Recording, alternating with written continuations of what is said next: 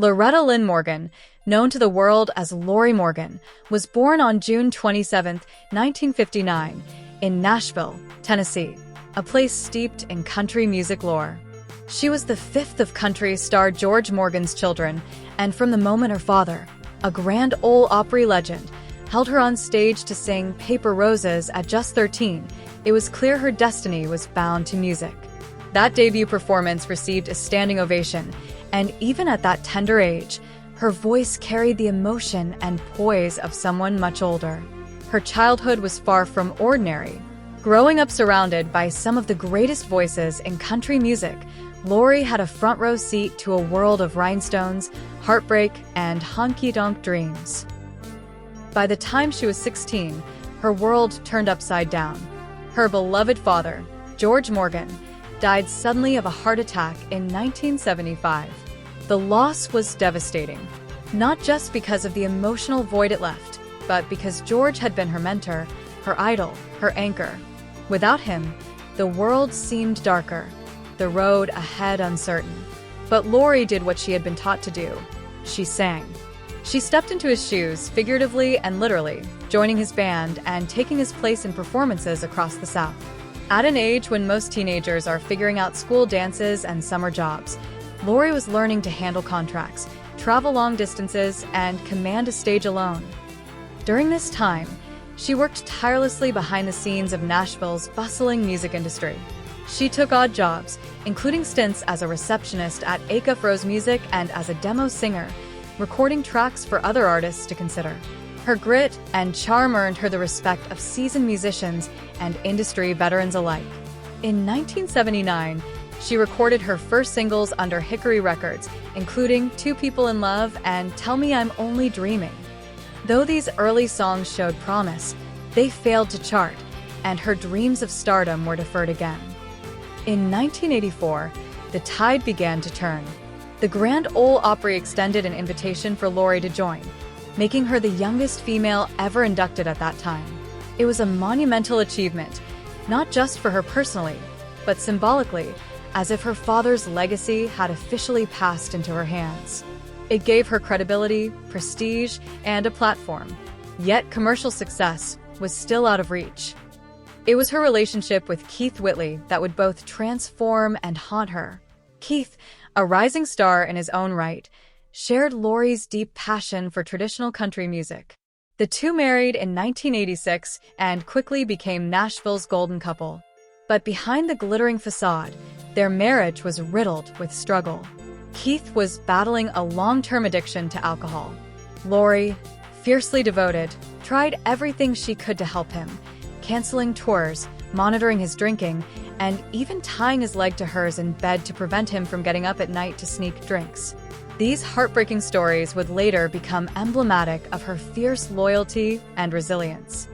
In 1987, they welcomed their son, Jesse Keith Whitley, but happiness was fleeting. On May 9, 1989, Keith was found dead at home in their Nashville mansion. His blood alcohol level was a staggering 0.47%. Lorrie was on tour in Alaska when she received the news. The shock was paralyzing. The love of her life, her musical partner, the father of her child, was gone. The next night, she returned to the Grand Ole Opry stage. It wasn't for publicity, it was survival. She sang through tears, and the audience watched in silent reverence. That performance, many said, was one of the most raw and moving moments in the Opry's history. After Keith's death, RCA released her debut full-length album, Leave the Light On, which included the hauntingly beautiful Dear Me, the empowering Out of Your Shoes, and her first #1 hit, 5 Minutes.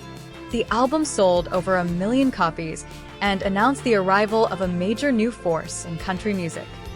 In 1990, she won the Country Music Association's Vocal Event of the Year award for her posthumous duet with Keith, Till a Tear Becomes a Rose.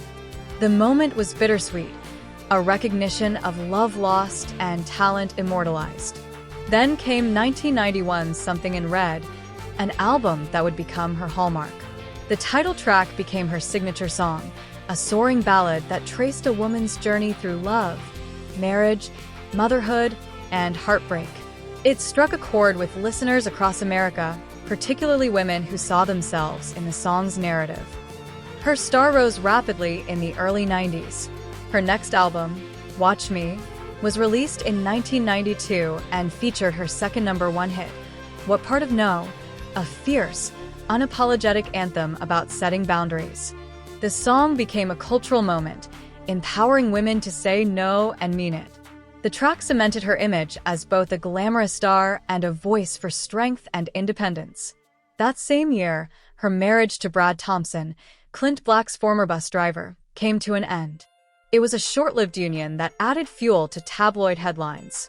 In 1993, she made headlines again, this time for her brief romance with Dallas Cowboys quarterback Troy Aikman. The media devoured every detail, but Lorrie remained unfazed. She had bigger things on her mind, like her music, her son, and her fans. In 1996, she married singer John Randall, and together they recorded the duet By My Side, which climbed into the top 20. But the marriage faltered, and they divorced 3 years later. Despite personal upheavals, her professional momentum continued.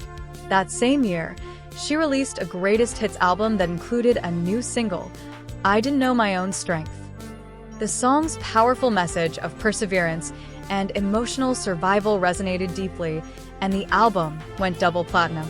It was not just another hit, it was her story set to music. In 2001, she tied the knot for the 5th time, marrying fellow country singer Sammy Kershaw. Their relationship was a whirlwind of passion and volatility. They opened a restaurant in Nashville and released a duet album. But behind the scenes, it was chaos. Police were called, restraining orders filed, and headlines written.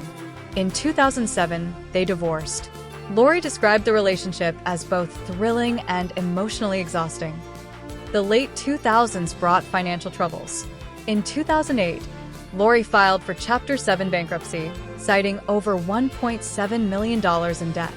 She admitted she hadn't paid enough attention to her finances and had trusted the wrong people.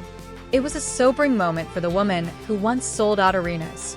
Despite the setbacks, Lorrie remained unshaken in her love for music.